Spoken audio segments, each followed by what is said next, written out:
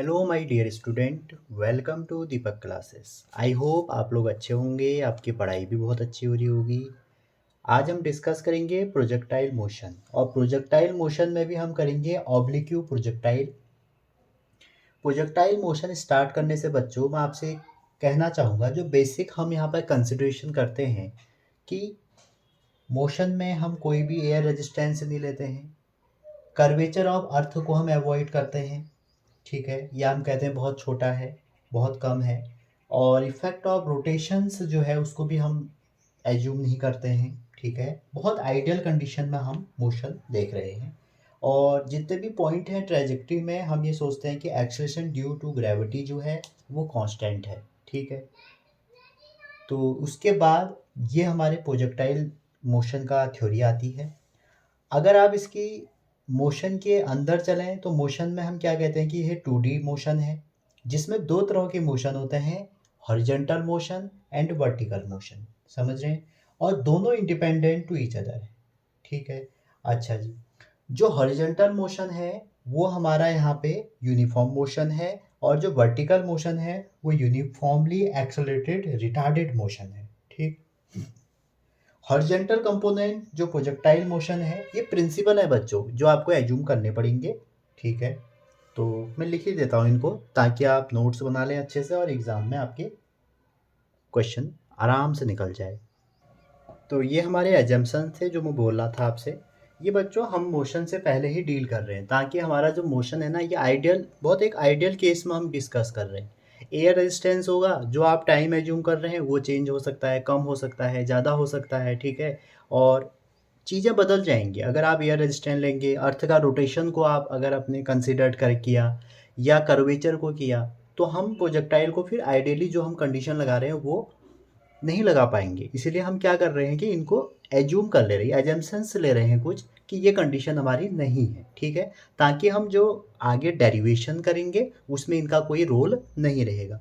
और सबसे इंपॉर्टेंट बात, जो ट्रेजेक्ट्री है ना बच्चों, acceleration due to gravity constant है मैग्नीट्यूड और डायरेक्शन में। अगर ये चेंज होता है ना, तो ट्रेजेक्ट्री जो आप पढ़ते हैं पैराबोला होगा, वो पैराबोला नहीं होगी, समझ रहे हैं। तो इसलिए हम इसको भी कांस्टेंट एज्यूम करते हैं। ये थे कुछ एजम्पशंस। अब जो हमारे इसके principle of physical independence of motion वाले लॉ हैं, या आप बोल सकते हो प्रिंसिपल बिहाइंड प्रोजेक्टाइल मोशन, वो क्या चीज़ है उसको देखते हैं। अब हम डिस्कस करते हैं इसके प्रिंसिपल। देखिए, चाहे कोई भी प्रोजेक्टाइल हो बच्चों, हॉरिजॉन्टल है, चाहे ऑब्लिक्यू है, चाहे ऑन ए इंक्लाइंड प्लेन है, उसके कुछ प्रिंसिपल हैं, ठीक है। तो मैकेनिक्स में जनरली हमारे कुछ प्रिंसिपल होते ही हैं। तो यहाँ पे क्या प्रिंसिपल है, देखो, ये जो मोशन है आपका, ये कैसा मोशन है, 2D मोशन है। पहली बात तो ये कंफर्म होनी चाहिए आपको कि 2D मोशन है, ठीक। 2D मोशन है, इसका मतलब क्या हो गया कि आप इसको डिस्कस कर सकते हैं दो पार्ट में, इधर इधर नहीं, हॉरिजॉन्टल मोशन और वर्टिकल मोशन, आप इसको दो पार्ट में डिस्कस कर सकते हैं, हॉरिजॉन्टल और वर्टिकल, ठीक है। और जो दोनों हैं बच्चों, ये दोनों पार्ट जो हैं हॉरिजॉन्टल और वर्टिकल, ये दोनों इंडिपेंडेंट हैं, एक का दूसरे पे फर्क नहीं पड़ता है, ठीक है। तो इसी को हम क्या बोलते हैं, principle of physical independence of motion, ठीक है। जो हॉरिजॉन्टल मोशन है और जो वर्टिकल मोशन है, या आप बोल सकते हो जो हॉरिजॉन्टल कंपोनेंट है या जो वर्टिकल कंपोनेंट है, दोनों अलग अलग मोशन है, दोनों एक दूसरे पे डिपेंड नहीं करते हैं, समझ रहे हैं। तो इसीलिए हम इसको बोलते हैं यहीं पर फिजिकल इंडिपेंडेंट ऑफ मोशन। आजकल मैं देख रहा हूँ जेई और नीट में जो क्वेश्चन आ रहे हैं बच्चों, काफ़ी बेसिक आ रहे हैं। यही आ जाएगा आपको कि projectile motion can resolve into two part, horizontal vertical, और रीजन में या कुछ स्टेटमेंट सेकंड आ जाएगा कि this is called physical independence of ये और मोशन, और फिर कहेगा स्टेटमेंट 1 सही है, 2 सही है। ऑप्शन तो कैसे भी बन सकते हैं ना, बस आपको थ्योरी आनी चाहिए। तो मोशन को जब आप दो पार्ट में ब्रेक करोगे, हॉरिजॉन्टल और वर्टिकल, तो जो हॉरिजॉन्टल है बच्चों वो हमको देगा हॉरिजॉन्टल कंपोनेंट, और जो वर्टिकल मोशन है वो हमको देगा वर्टिकल कंपोनेंट। ये तो बात आप समझ ही रहे हैं। तो जो हॉरिजॉन्टल कंपोनेंट है, ये हमारा यूनिफॉर्म मोशन है।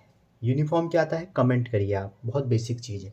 और जो वर्टिकल है, पहले वो एक्सेलरेटेड होगा, उसके बाद रिटार्डेड हो जाएगा। मैक्सिमम पॉइंट तक वो एक्सेलरेटेट करेगा, उसके बाद रिटार्डेड हो जाएगा। तो हम बोल देंगे uniformly accelerated and retarded motion. यहाँ तक आप समझ गए होंगे। अब जो हॉरिजॉन्टल कंपोनेंट है बच्चों, वो पूरे मोशन में या पूरे टाइम ऑफ फ्लाइट, अभी आगे हम टाइम ऑफ फ्लाइट पढ़ेंगे। आप टाइम ऑफ फ्लाइट ये होता है कि जहाँ से आपने फेंका अर्थ के जिस पॉइंट से और अगली बार जहाँ गिरा, उन दोनों के बीच में लगा टाइम। तो आप मतलब जहाँ से फेंक रहे हैं और कहीं तो गिरेगा ही ना, तो दोनों की अगर आप टाइम एज्यूम कर लें कि कितनी देर में पहुँचा, वो टाइम ऑफ फ्लाइट कहते हैं। तो ये जो है, जो हमारा हॉरिजॉन्टल कंपोनेंट है, इस पर कोई फर्क नहीं पड़ता है, रिमेन अनचेंज। और जबकि जो वर्टिकल मोशन है हमारा, जो हमारा वर्टिकल मोशन है, ये हमारा चेंज होता है ड्यू टू ग्रेविटेशनल फोर्स। क्यों?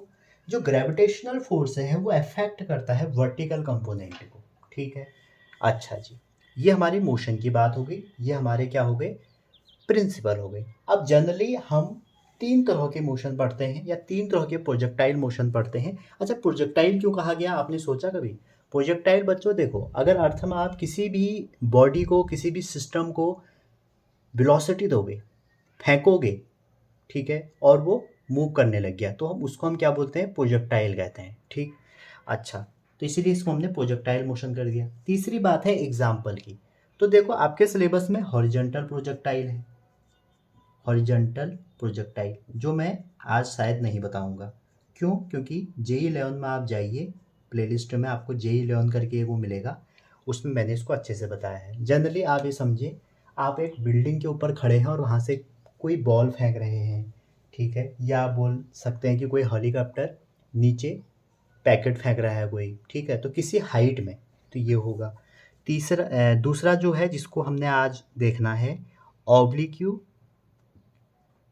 प्रोजेक्टाइल। ऑब्लिक्यू प्रोजेक्टाइल मतलब किसी एंगुलर पोजीशन पे होगा, ठीक है। जनरली ऐसे होगा कि आपने अर्थ के एक पॉइंट से उसको वेलोसिटी दी और ये किसी दूसरे पॉइंट पे गिर गया यहाँ, तो इस टाइप का जो मोशन होगा। और तीसरा हम पढ़ेंगे projectile motion on a inclined plane, या मैं इंक्लाइंड प्लेन की अलग वीडियो बना दूंगा, ठीक है। आज हम दूसरा ही पढ़ लेंगे, projectile motion in inclined plane, या आप बोल सकते हो ऑन एन इंक्लाइंड प्लेन, किसी इंक्लाइंड प्लेन में। JEE से बहुत क्वेश्चन आते हैं लेकिन नीट में बहुत कम आते हैं। एक दो बार जब एम्स का पेपर हुआ था तो आए हुए हैं, तो कर लेना, अगर आप एक्स्ट्रा पढ़ के जाओगे तो कोई दिक्कत तो नहीं आएगी, ठीक है।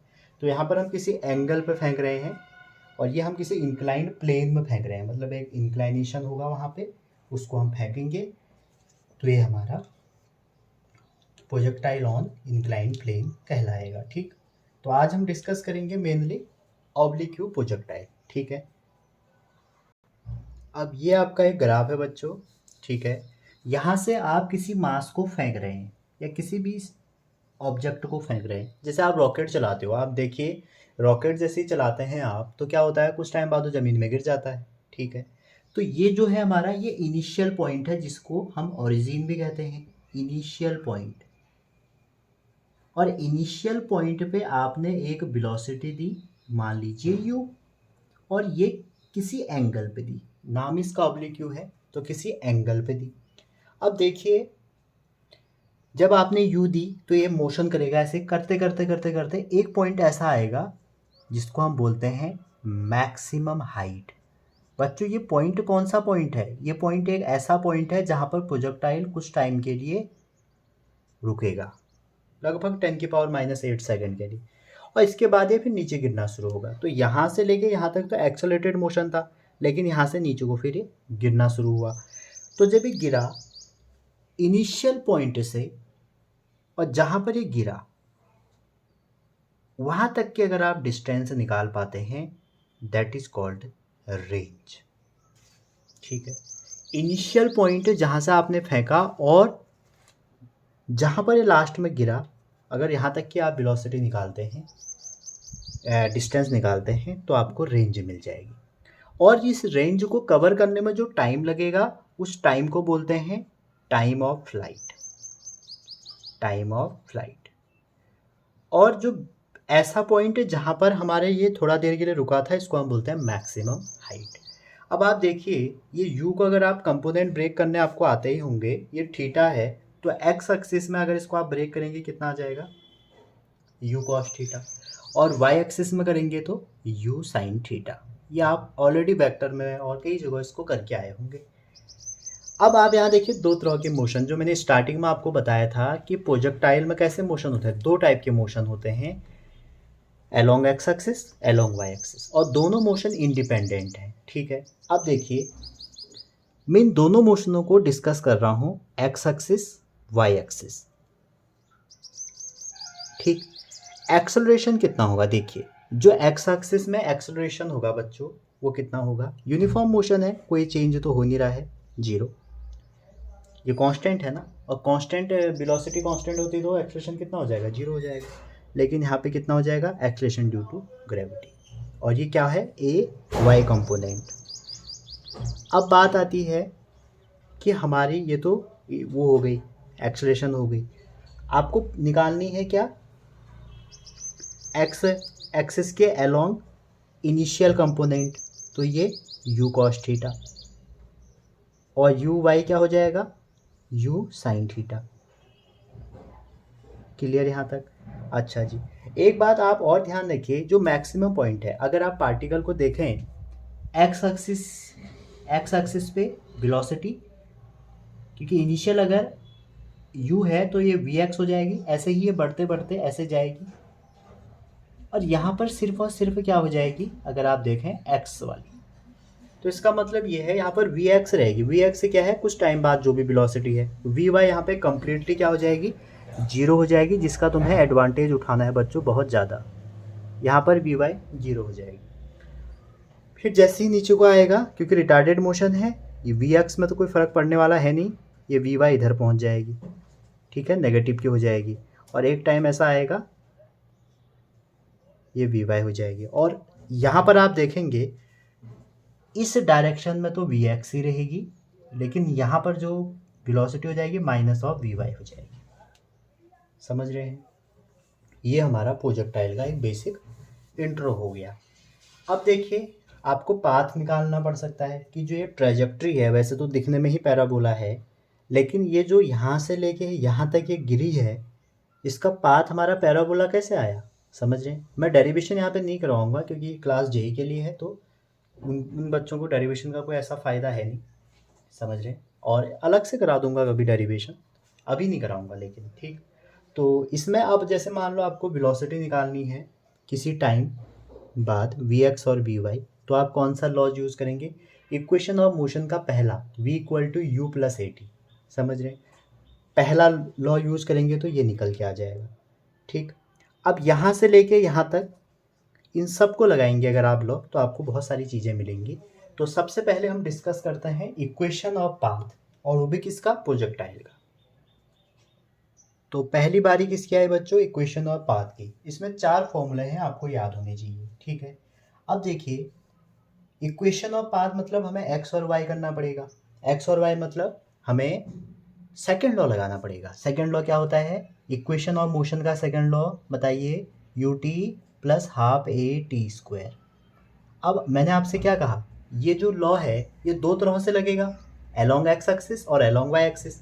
अगर आप एलोंग एक्स एक्सिस लगाते हैं तो ए एक्स तो आपका जीरो है भैया, और एक्स एक्सिस में अगर डिस्टेंस एक्स एज्यूम करते हैं, जो आपका ये डायग्राम था, अगर आप यहाँ से लेके यहाँ तक की डिस्टेंस एक्स एज्यूम करते हैं तो ये हो जाएगा यू टी, और ये एंगल आपका थीटा है, तो एक्स कितना आ जाएगा, you cos theta into T, ये तो एक्स एक्सिस का हो गया। ऐसे अगर वाई एक्सिस में लगाएंगे तो वाई एक्सिस में मान लीजिए वाई ही एज्यूम कर लीजिए, तो अगर एस वाई है तो U sine theta, Y axis में इनिशियल वेलोसिटी इंटू टी, और ए यहाँ पर क्या है वाई एक्सिस में, ए वाई है बच्चों माइनस जी, तो हो जाएगा हाफ जी टी स्क्वायर। तो माइनस कहाँ से आया, इस माइनस जी की वजह से। अब हम करते क्या हैं, अगर यहाँ से टाइम की वैल्यू उठाओगे और इसमें पुट कर दोगे तो आपका y निकल जाएगा, और वही y आपका क्या है, इक्वेशन ऑफ पाथ। तो बच्चों ये हमारी दो इक्वेशन हो गई जो फाइनल आपको याद होनी चाहिए, ठीक है, इक्वेशन ऑफ पाथ। और x और y तो बहुत छोटी सी चीज़ें यहाँ पर आपको पता ही होगा, y जो है वो टोटल डिस्टेंस है अलोंग y एक्सिस में, और एक्स एक्सिस में जो हमारी डिस्टेंस है वो ये हो जाएगी, और यही हम आगे रेंज के लिए भी यूज करेंगे। ठीक है, आपने ये दो ही पढ़े होंगे, जनरली आप इसको भी पढ़ो। देखो इसको थोड़ा सा और अच्छे से लिखोगे तो इसको मैं यहीं पर लिख देता हूँ, ये हमारा ए एक्स प्लस ये जी स्क्वायर था, जी के साथ एक एक्स स्क्वायर भी आएगा। ठीक है, जी नॉर्मल रहेगा जी, तो ये हो जाएगा बी एक्स स्क्वायर। ये हमारी इक्वेशन पैराबोला की है। ठीक है, अच्छा जी, कई बार जो ये ए जो है ना, ए यहाँ पे टेन थीटा है, तो कई बार इससे भी क्वेश्चन आ जाते हैं, लेकिन बहुत बेसिक लेवल पे। अगली जो इक्वेशन है इसकी y equal to X tan theta, एक और इक्वेशन है x ओवर रेंज। अभी रेंज का फॉर्मूला आपको नहीं पता है, बस आप इसको ऐसे ही दिमाग में रखिए।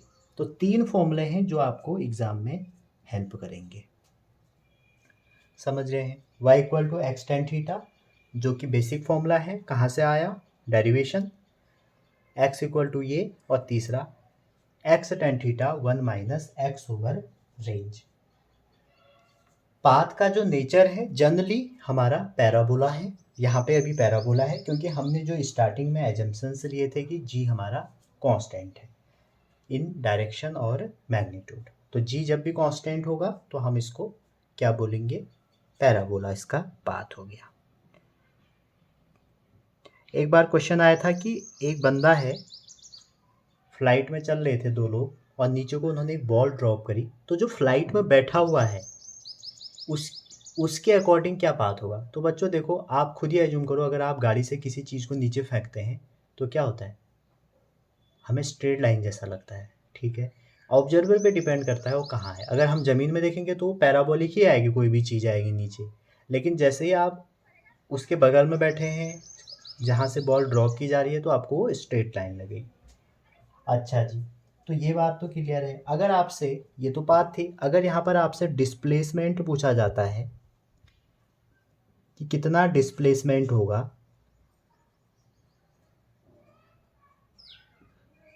तो उस केस में बच्चों डिस्प्लेसमेंट के लिए आपको थोड़ा सा इसी पर मेहनत करनी पड़ेगी। मेहनत क्या, देखिए जो डिस्प्लेसमेंट हो जाएगा वो कितना हो जाएगा आपको पता होगा। जो पोजीशन वेक्टर है उसको हम दिखाते हैं एक्स आई प्लस वाई जे से। ठीक है, क्योंकि दो टाइप के मोशन है, तो जो अगर 0 0 से स्टार्ट कर रहा है, आपने देखा था अभी प्रोजेक्टाइल ऐसे स्टार्ट कर रहा था, यहाँ से स्टार्ट कर रहा था 0, 0 से, तो किसी टाइम अगर आप देखेंगे अगर यहाँ पर है तो वहाँ पर पोजीशन वेक्टर ये होगा। और x और y की वैल्यू तो आपको ऑलरेडी पता चल गई ना, x की वैल्यू ये है, y की वैल्यू ये है।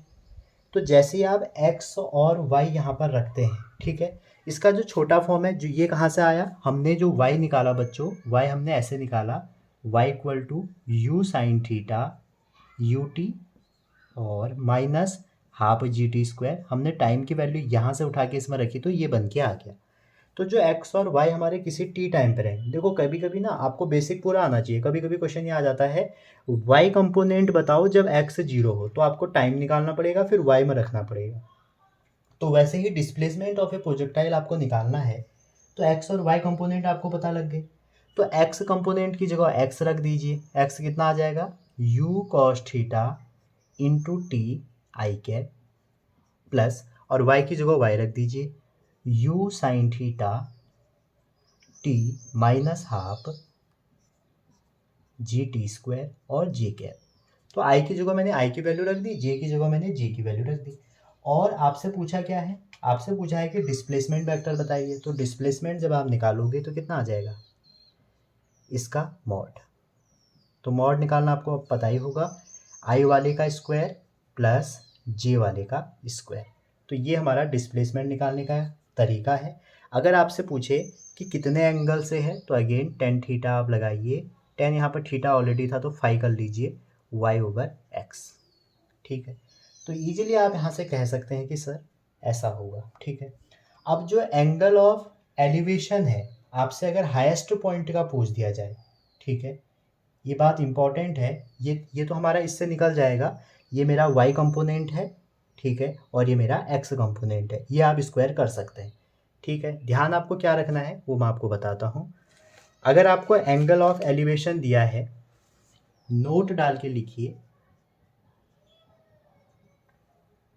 तो नोट ये डालिए, अगर आपका हाईएस्ट पॉइंट पे एंगल ऑफ एलिवेशन है फाई और जो आपका एंगल ऑफ प्रोजेक्शन है वो है थीटा, फाई और थीटा, तो ये हम एक दूसरे को रिलेटेड करते हैं, tan phi equal to tan theta by to.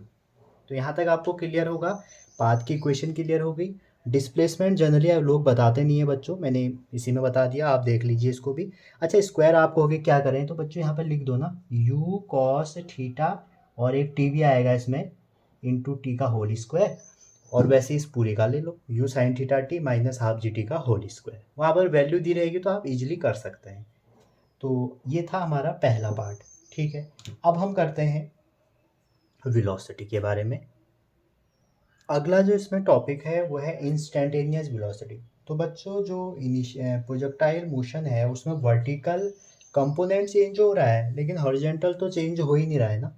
अभी स्टार्टिंग में आपने देखा you cos theta into T, x distance उतनी थी और एक्सलेशन में कोई चेंज ही नहीं आया था।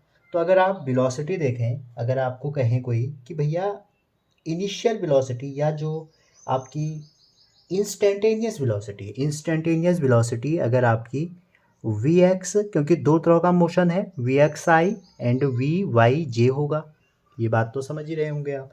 अब जब ये दोनों पार्ट होंगे तो अगर आपको इसका मॉड पूछा जाए या आपको मैग्नीट्यूड पूछा जाए तो कितना हो जाएगा, root V X square plus we Y square, यही होना चाहिए। ठीक है, अच्छा मॉड में लेना, चाहे पॉजिटिव हो चाहे नेगेटिव हो, आपको मॉड लेना है, वैसे भी स्क्वायर पॉजिटिव ही होगा। अब आपको ये भी पता है वेलोसिटी कितनी होगी, देखिए जो व्यू एक्स है, एक्स एक्सिस में जो इनिशियल वेलोसिटी है यू साइन थीटा है, और आप कह रहे हैं मास्टर ए एक्स तो जीरो था, जी हाँ जीरो था, तो जो फाइनल वेलोसिटी होगी we X along X axis, आपको रूल क्या लगाना है, V equal to U plus A T.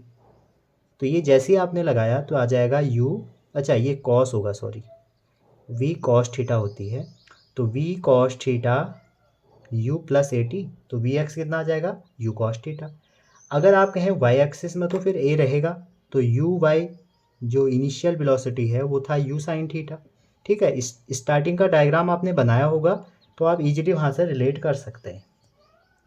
तो ये अलोंग एक्स था, अब अलोंग वाई अगर आपसे कोई कहे तो आप कहोगे अलोंग वाई में भी ऊपर वाला फॉर्मूला लगा दूंगा, V equal to U plus A T. तो जैसे ही आप ये लगाएंगे तो वी वाई क्या हो जाएगा, यू साइन थीटा और ए की जगह आ जाएगा माइनस जी इंटू टी। ठीक है, तो ये तो हमारी वेलोसिटी है, आपसे सेपरेटली वेलोसिटी भी पूछी जा सकती है, इसलिए मैं सारी निकाल के रख रहा हूँ। यहाँ पर जैसे ही आप रखेंगे तो वेलोसिटी कितनी आ जाएगी, मैग्नीट्यूड निकाल रहा हूँ मैं, यू कॉस थीटा का whole square plus you sine theta minus G T का होल स्क्वायर, और इसका आपको रूट लेना पड़ेगा। ये है हमारा तरीका वेलोसिटी निकालने के लिए। और वहीं अगर एंगल को मैं फिर अगेन कुछ एंगल ले लेते हैं, अल्फा ले लो जैसे कि, तो V Y over V X. ठीक है, ये आपने वो पढ़ी होगी इससे पहले वेक्टर, तो वेक्टर में आपको पता होगा एंगल को हम कैसे लिखते हैं, नहीं पता तो आप बताइए, मैं इसको फिर अगली वीडियो में आपको बता दूंगा। वैसे आपको पता होगा कि जैसे कोई ये वेलोसिटी ये वी एक्स है और ये हमारी वी वाई है, तो इनका जो रिजल्टेंट होगा ऐसे होगा, अगर ये अल्फ़ा है तो ये भी वी वाई होगा, तो टेन थीटा, अगर टेन अल्फ़ा आप यहाँ पे लगाएंगे, ये है अल्फ़ा, तो यही निकल के आएगा। ठीक है, तो ये तो वेलोसिटी है। अब इसमें चेंज कितनी हुई वेलोसिटी, सबसे पहले ये तो हमारी इंस्टेंटेनियस वेलोसिटी है, किसी भी मोमेंट में आपसे पूछी जा सकती है। अगर आपसे आई जे के फॉर्म में पूछे जाएंगे एज इट इज़ इसमें रख दीजिए, अगर मैग्नीट्यूड पूछा जाए तो इसमें रख दीजिए, लेकिन बच्चों ये नहीं पूछा जाएगा, इतना सरल थोड़ी है जेई, समझ रहे हैं, हम जेई लेवल तक जा रहे हैं तो कुछ भी पूछा जा सकता है। अगर आपसे चेंज इन वेलोसिटी पूछा जाए, चेंज इन वेलोसिटी, अब डिपेंड करता है, चेंज पूछा जाएगा तो भैया दो पॉइंट के बीच में पूछा जाएगा, तो दो पॉइंट वो क्या क्या होंगे, वो अलग अलग होंगे हर कंडीशन में। जैसे इनिशियल वेलोसिटी बताइए, ये तो फाइनल है ना, इंस्टेंटेनियस है, फाइनल मान के चलो, जो इनिशियल होगी, इनिशियल हमारी कितनी हो जाएगी, यू कॉस थीटा आई के डायरेक्शन में है और यू साइन थीटा जे के डायरेक्शन में है। ये तो हमारी इनिशियल वेलोसिटी है। अगर आपसे कोई कहेगा कि फाइनल वेलोसिटी बताओ, ठीक है, पहली कंडीशन हाईएस्ट पॉइंट पर अगर आपसे पूछा जाए हाईएस्ट पॉइंट, तो हाईएस्ट पॉइंट पे जो वेलोसिटी है वाई वाली जीरो हो जाती है, वी एच से लिख देते हैं इसको। तो वहाँ पे क्या बचेगी, सिर्फ और सिर्फ वी कॉस थीटा आई। समझ रहे हैं? वहाँ पर वाई वाला जो कंपोनेंट है जीरो हो जाएगा। लिखो ही मत, कंफ्यूज क्यों करना है किसी को, समझे। अब चेंज इन वेलोसिटी अगर पूछे, जैसे फाइनल और इसके बीच में, किस किस के बीच में, हाईएस्ट पॉइंट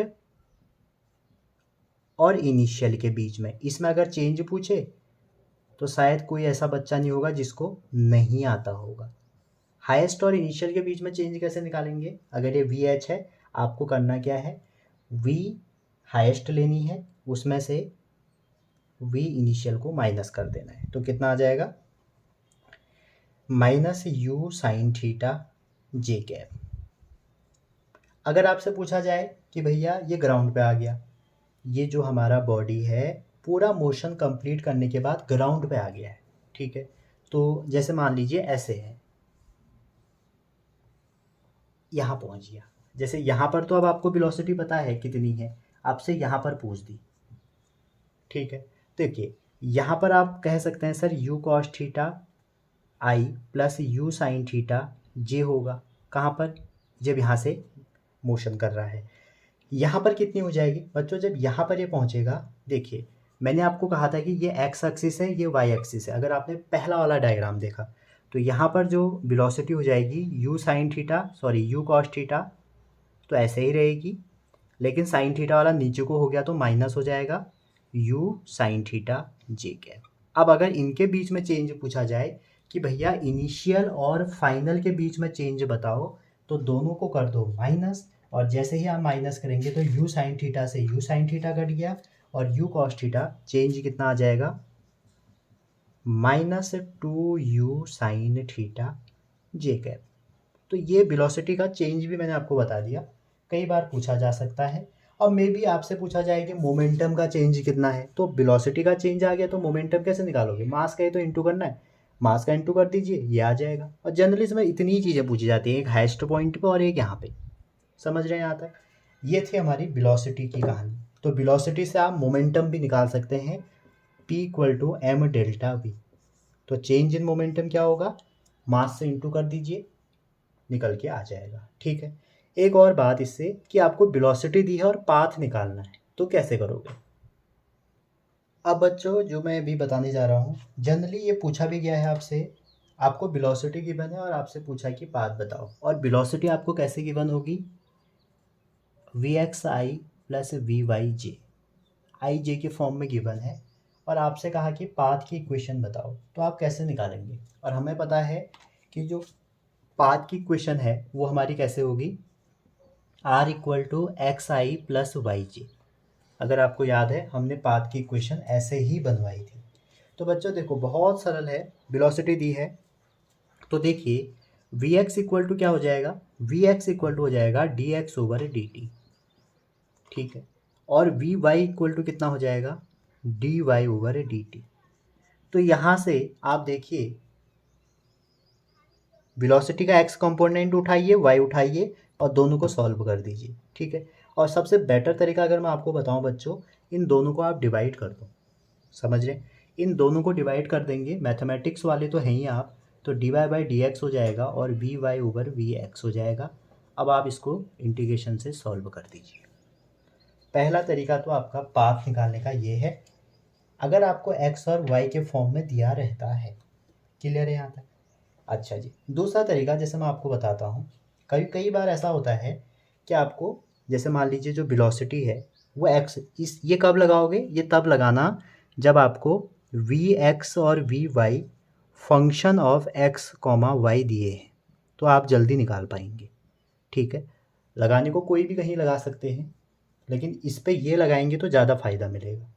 अगर आपको वेलोसिटी दी है, जैसे कि इनिशियल वेलोसिटी दी है, ये दूसरा मान लीजिए क्वेश्चन ही मान लीजिए, आई प्लस टू जे है, ठीक है, और आपसे पूछा गया कि पाथ बताइए। इक्वेशन ऑफ पाथ बताइए। और इक्वेशन ऑफ पाथ में टाइम नहीं है, ये बात याद रखना। जैसे मान लीजिए क्या इक्वेशन है, y equal to X minus 5x², y equal to 2x minus 5x², 4y equal to 2x minus 5x², 4y equal to 2x minus 25x²। समझ रहे हैं? ये मेथड मैंने आपको बता दी कि ये मेथड कब लगानी है, जब v इक्वल टू आपको we x I plus we y j दिया है और वी एक्स और वी वाई जो है फंक्शन ऑफ क्या है, x एंड y। तो ऐसे केस में आप क्या करेंगे, वी एक्स लाएंगे वी वाई लाएंगे, ठीक है, क्योंकि इससे हमें ये निकालना है। तो वी एक्स निकाल दिए वी वाई और इसके बाद इसको सॉल्व कर दिया, ठीक। लेकिन जब आपको ये ऐसी कंडीशन है, आपको u दिया है, यहाँ भी u दिया था, अब यहाँ पे नंबर आ गए, तो इसके लिए जो बेस्ट तरीका है वो ये है, आप फाइनल वेलोसिटी निकाल दीजिए। v equal to U plus A T होता है, ये आपको पता है। तो फाइनल वेलोसिटी निकालिए सबसे पहले, और जैसे ही आपकी फाइनल वेलोसिटी आ जाएगी उसके बाद आप वही कर दीजिए जो अभी मैंने आपको बताया, r equal to D V by D T, sorry v equal to D R by D T. ये जो मेथड हमने ये ब्रेक करके लगाई, इसमें ये लगा दीजिए और पाथ निकल के आ जाएगा। कब, जब ये कंडीशन हो, आपको टाइम नहीं दिया है। जैसे आप इस पे लगाते हैं तो आपका जो वेलोसिटी है वो कौन सी हो जाएगी, एक्स एक्सिस में, वाई एक्सिस में। देखो इनिशियल इतनी है ना, तो आप v निकालिए, फाइनल निकालिए, क्योंकि हॉरिजॉन्टल कंपोनेंट तो चेंज नहीं हो रहा है। तो वाई एक्सिस पे लगाइए, ठीक है, अलोंग वाई लगाना। तो अलोंग वाई लगाते हैं तो v इक्वल टू क्या आ जाएगा, u है आपका i प्लस 2j, a हो जाता है अलोंग y में माइनस जी, तो मतलब 10 रख लेते हैं, और टाइम हमको पता नहीं है तो मैंने t रख लिया j कैप, ठीक है। सॉल्व करें अगर इसको आप, तो क्या हो जाएगा, i plus 2j minus 10t j। r निकालना है तो r हो जाएगा v dt, और जैसे आप इसमें रखेंगे i के उसमें आपने dt रख लिया, plus 2j dt minus 10t dt, जे रहने दीजिए, ये तो वेक्टर है, यूनिट वेक्टर आपको बता रहे हैं। अब देखते हैं, r की वैल्यू भी रख सकते हैं, x equal to x I plus Y J equal to, देखो ये dt है तो ये t आ जाएगा, टी आई कैप, प्लस यहाँ देखिए ये हो जाएगा 2t² बाई 2, तो ये हो जाएगा t² j कैप, ठीक है। यहाँ पर हो जाएगा t² बाई 2, तो हो जाएगा 5t²। अब इससे अगर कंपेयर करें तो x आई से कंपेयर कर दें, x equal to T, Y से कंपेयर कर दें तो y equal to t² minus 5t²। x की वैल्यू यहाँ पे रख दीजिए, t की वैल्यू x, तो 5x²। अच्छा ये t है ना, कुछ गलत हो रहा है इसमें। अच्छा ये t होगा, सॉरी, ये है हमारा j t, तो ये आ जाएगा 2t, तो आ जाएगा 2x माइनस 5x²। समझ रहे हैं ना? पास से इक्वेशन निकालना, देखिए अगर आपको x और y के टर्म में दिया है तो आपको सबसे बढ़िया तरीका है, vx लिखिए, vy लिखिए, डिवाइड करके ये बना लीजिए, फिर इंटीग्रेट कर दीजिए, सीधा इक्वेशन आ जाएगी, ठीक है।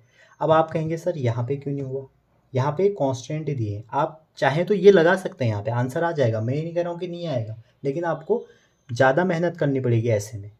मैंने दोनों टाइप से किया है क्वेश्चन, इसलिए आपको बता रहा हूँ। आप चाहे ये मेथड लगाओ चाहे ये लगाओ, इसमें मैंने बता दिया, इसमें क्या करना है, v लेना है लॉन्ग y, उसके बाद डिफ्रेंशिएट कर दो, कंपेयर करके निकल जाएगा। समझ रहे? अगर आप चाहें तो यहाँ से ये जो आपको वेलोसिटी दी है उससे भी डिवाइड करके भी निकाल सकते हैं। क्लियर है? आगे चलते हैं इसी में।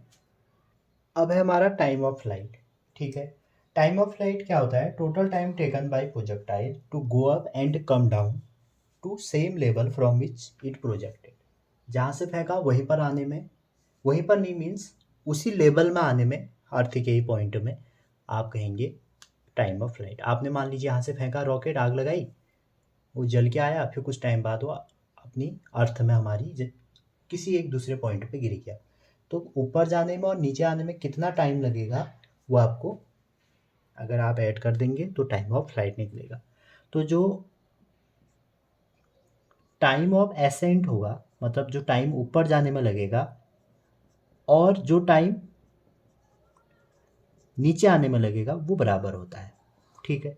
और आप इसको कैसे निकालेंगे, अभी आपने क्या किया था, वर्टिकल जो वेलोसिटी थी वो लिखी थी u sine theta into T minus, sorry u plus A T होता है तो जी टी, वाई एक्सिस में लगा दिया। तो मैक्सिमम जो हर पॉइंट है हमारा या मैक्सिमम जो हाइट है वहाँ पे हमारा वी बाई जीरो हो जाता है, तो टी निकल के आ जाएगा u साइन थीटा बाई जी। और जो टाइम ऑफ फ्लाइट होता है बच्चों दोनों का सम होता है, तो time of flight equal to 2 गुना कर दोगे 2u साइन थीटा बाई जी का। तो टाइम ऑफ फ्लाइट हमारा, आप देखिए अगर फॉर्मूला याद नहीं हो रहा है ना, आप ऐसे ही निकालिए जैसे मैं निकाल रहा हूँ, मुझे आज तक ये फॉर्मूला याद ही नहीं है लेकिन निकाल सकते हैं ना आप। तो 2u साइन थीटा बाई जी, ठीक है। आप अगर ध्यान से देखें ये u साइन थीटा लिखा है, तो क्या आप इसको 2u ओवर जी नहीं लिख सकते? तो आपको यही तो पढ़ना है, आपसे ऐसे ही क्वेश्चन पूछे जाएंगे एग्जाम में। जो वी वाई है वो इनिशियल वेलोसिटी का हमारा वर्टिकल कंपोनेंट है, ठीक है।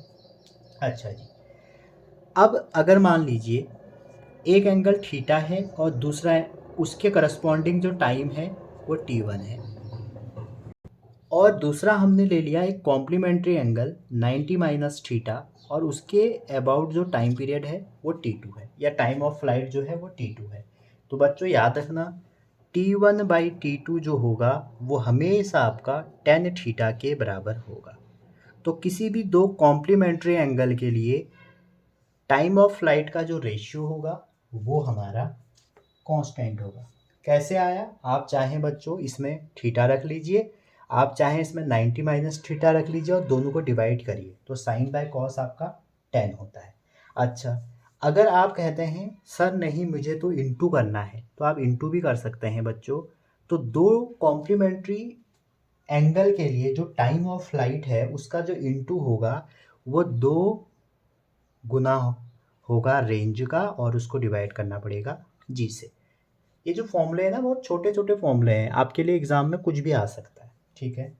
अब जो हॉरिजॉन्टल रेंज है वो क्या है, हॉरिजॉन्टल रेंज आपने एक्स बार बार निकाला, जहाँ पर आपने जहाँ से फेंका और जहाँ पर वो गिरा उसमें लगा हुआ टाइम को तो आप बोलते हो टाइम ऑफ फ्लाइट। लेकिन अगर आप इनिशियल और फाइनल पॉइंट के डिस्टेंस मेजर करोगे तो आपको मिल जाएगा हॉरिजॉन्टल रेंज, और यहाँ पे टी की वैल्यू उठा के यहाँ रख दो। तो जैसे आप रखोगे तो ऐसे, इसीलिए कह रहा हूँ मैं आपसे, जो एक्स है हमारी ये रेंज हो जाएगी इस केस में रेंज। तो रेंज इक्वल टू हमारा फॉर्मूला बन जाएगा u square sine 2 theta over g, ठीक है।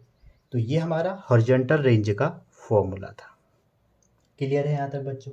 अब आप देखिए इसी में आगे देखिए, अगर आप इसको ब्रेक करते हैं r इक्वल टू यू, एक बार लिख लीजिए, इसको ब्रेक करिए तो आ जाएगा u साइन थीटा और u कॉस थीटा ओवर में g, और एक 2 भी आएगा क्योंकि साइन 2 थीटा क्या होता है 2 sine theta cos theta.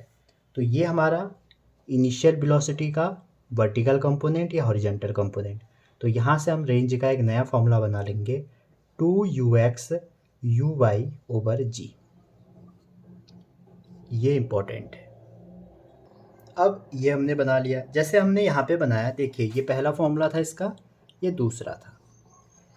Complementary angle अगर मान लीजिए थीटा पर हमारी रेंज r1 है और थीटा 90 माइनस थीटा पे हमारी रेंज r2 है, ये हमें दिया है। अगर ये कंडीशन है बच्चों तो जो r1 बाई r2 है ये कितना होगा, ये 1 होगा। तो आप बोल सकते हैं दो कॉम्प्लीमेंट्री एंगल के लिए जो रेंज होगी वो बराबर होगी। समझ रहे? अब यहाँ पे देखिए आप यहाँ पे साइन थीटा, एक बार थीटा रख लो, एक बार 90 माइनस थीटा रख लो, आंसर में कोई चेंज नहीं आएगा। तो हमारी रेंज सेम होती है दो कॉम्प्लीमेंट्री। इसके अलावा आपको एक बात और पता होनी चाहिए, 45 प्लस थीटा और 45 माइनस थीटा दो एंगल ये भी ऐसे हैं जहाँ पर हमारी रेंज सेम होगी। और ये बच्चों जेई 2023 में जेई 2022 में 2 बार लगातार पूछा गया था। आप देख सकते हैं, समझ रहे हैं। तो हमारी रेंज सेम कहाँ पर होगी, दो कॉम्प्लीमेंट्री एंगल पे। हमारी रेंज का रेशियो 1 कहाँ पर होगा, दो कॉम्प्लीमेंट्री एंगल पे, और 45 प्लस थीटा और 45 माइनस थीटा पे। ठीक है, आगे चलते हैं इसी में थोड़ा, ये आप समझ गए होंगे। अब कुछ इंपॉर्टेंट बातें हैं। अभी आपने रेंज का फॉर्मूला देख लिया होगा, r equal to you square sine 2 theta by g. तो बच्चों ये मैक्सिमम कब होगी, जब हमारा साइन 2 थीटा मैक्सिमम होगा, और साइन मैक्सिमम होता है 90 पे। तो साइन 2 थीटा को कितना होना पड़ेगा, 90। दैट मीन्स थीटा कितना होना पड़ेगा, 45। तो आप कह सकते हैं range will be maximum at theta equal to 45। और ध्यान दीजिए, अगर आप 45 रखते हैं तो ये तो 1 हो जाएगा, और मैक्सिमम वैल्यू रेंज की कितनी हो जाएगी, यू स्क्वायर बाई जी। यहाँ तक आपको क्लियर होगा, ठीक है। आगे आप चलें, अगर अगर आपकी रेंज मैक्सिमम है मान लीजिए, तो जो हाइट होगी वो कितनी होगी, तो थीटा 45 पे, ये पहला पॉइंट हो गया। एट थीटा 45 जो आपकी हाइट होगी वो कितनी हो जाएगी। आप हाइट की वैल्यू में अगर 45 रखेंगे तो आपका ये भी निकल के आ जाएगा। अब जो मैक्सिमम हाइट का फॉर्मूला होता है वो कितना होता है, पहले तो वो आना चाहिए। तो मैक्सिमम हाइट के लिए आप क्या लगा सकते हैं बच्चों, जो मैक्सिमम हाइट है कितनी हम किसी प्रोजेक्टाइल से निकाल सकते हैं, जो V square equal to you square plus 2as होता है।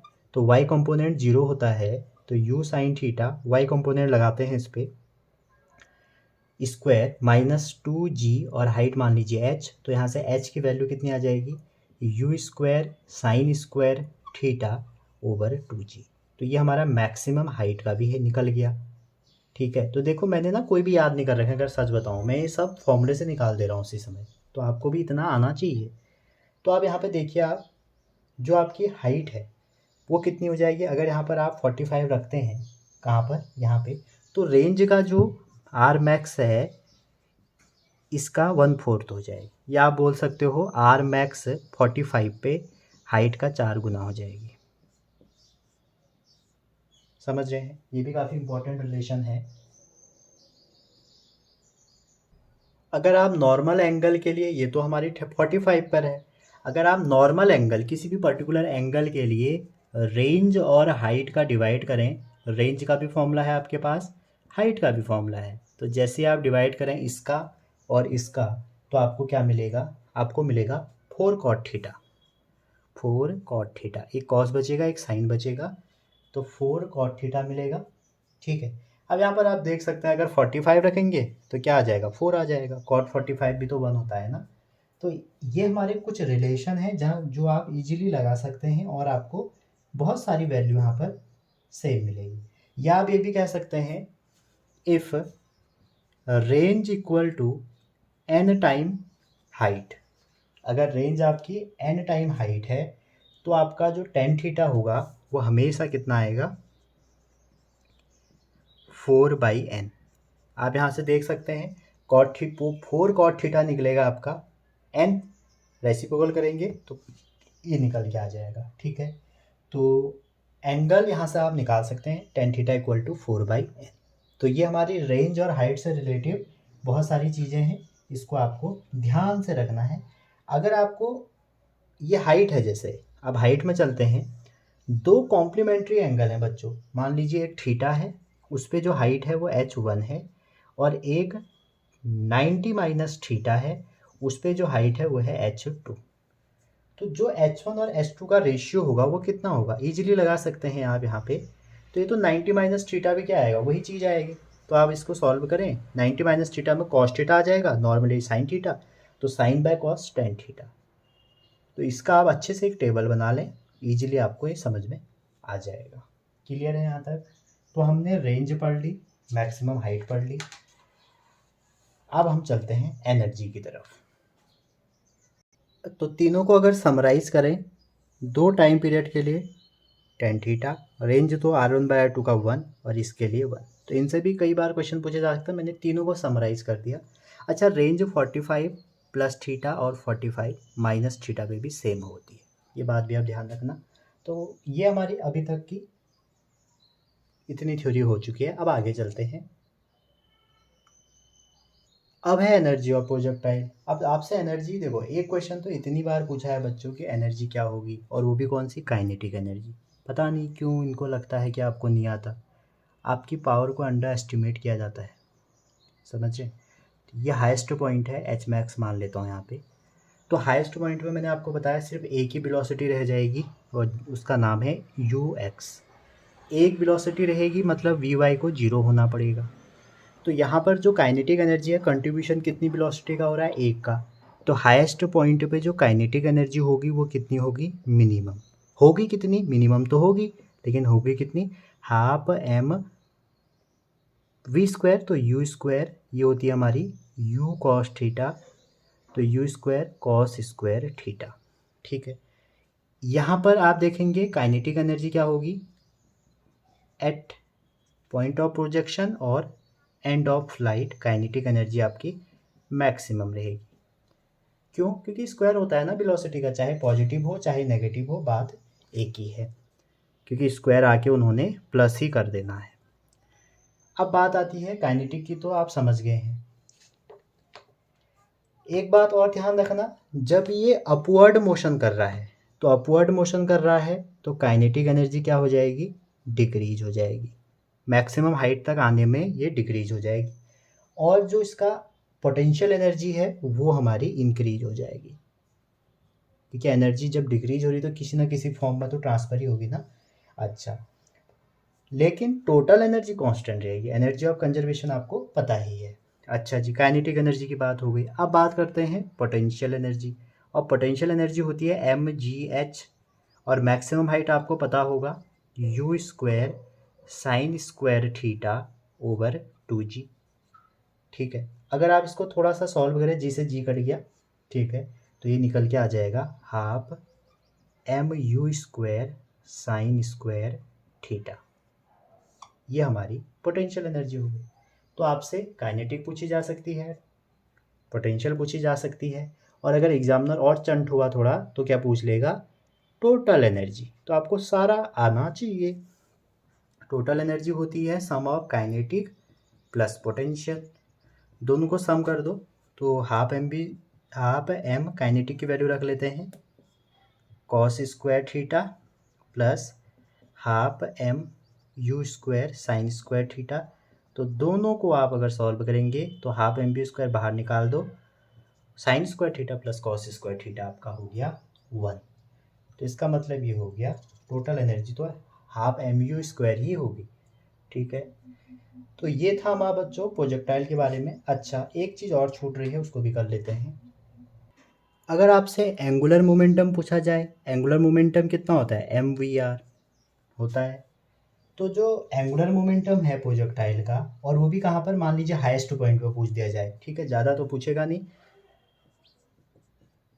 एट हाईएस्ट पॉइंट, तो एम वी आर हो गया। और एम वी आर पे आप देख सकते हैं आर क्या होगा, यहाँ पे आर होगा हमारी height, R equal to height, और हाइट का फॉर्मूला आपको अब तो याद ही हो गया होगा, U square sine square theta over 2g। तो आप रख दीजिए वैल्यू, और यहाँ पे u क्या हो जाएगा, u हो जाएगा u cos थीटा, क्योंकि वहाँ पे तो वही रहेगी उस समय। तो इसकी वैल्यू जब आप u और r के यहाँ पे रख देंगे तो आपको l भी निकल जाएगा। ठीक है, तो बच्चों ये था हमारा आज complete oblique projectile. I hope आपको समझ में आया होगा। एक आपसे रिक्वेस्ट है, आप वीडियो देखते हैं और लाइक शेयर सब्सक्राइब नहीं करते हैं। आपका कमेंट, आपका एक लाइक और आपका एक सब्सक्राइब हमें ग्रो ही नहीं करवाएगा, आपको भी ग्रो करवाएगा, और हम साथ में ग्रो करेंगे। ज़्यादा से ज़्यादा बच्चों के पास मैं पहुंचूंगा। एक बच्चा कह रहा था, अगर आपको मैं बताऊं, मैंने पूछा यार थोड़ा शेयर कर दिया करो, कहते हैं सर हम अच्छा कंटेंट शेयर नहीं करना चाहते। अरे भाई, सबको मिलेगा, रिलेटिव कंपटीशन मत करो ना, एब्सोल्यूट करो। समझ रहे हैं, जिसके भाग्य में जितना लिखा है, आपको मेहनत ही तो करनी है। कई बार तो आप मेहनत करते हैं, आपको फल भी नहीं मिल पाता उतना। समझ रहे हैं, तो आप मेहनत करिए, मेहनत आपकी वेस्ट नहीं जाएगी। एक लाइक शेयर सब्सक्राइब जरूर करें। मिलते हैं अगली वीडियो में। Thank you.